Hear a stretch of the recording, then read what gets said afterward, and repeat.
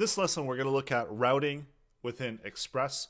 So what we wanted to do is we want to get Postman installed.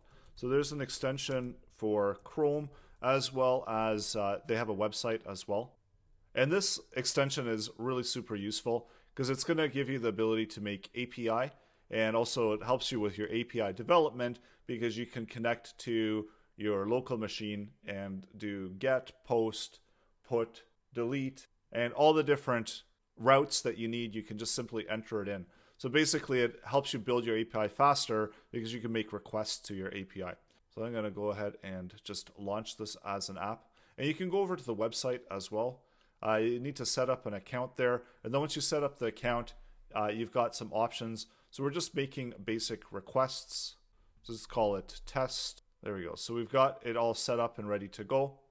So now what we can do is we can take a URL and we can enter it in. And notice that I'm using get, make this a little bit bigger. And I can hit send, and we see we've got raw, we've got preview, pretty. So if it's within a JSON format, it's going to output really nice and neatly within a JSON format. So let's update this. So go ahead and set up Postman. This is going to make things a whole lot easier.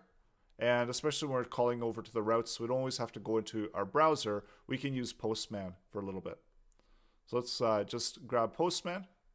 I know I've got quite a few windows going on here. So I'm just resizing it so it's overlapping my browser window. So we're ready to set up some routes. And we've got CodeMon running in our terminal. So this is already running, so whatever changes we make, it's simply just going to restart and propagate. So we don't even have to worry about our terminal right now, and we can really focus on the coding. So we saw that we've got get, and let's copy some of these out. So we know that another method is post. So let's update these, and first of all, let's console log out, or we'll just we'll just do a send.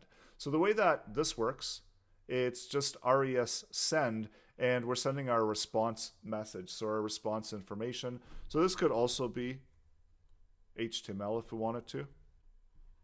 So if we send, we get the preview, we get the raw as well. So we see that we can send HTML content as well. And if we go into our browser, we can see that it outputs it as we would expect with the H1 tags.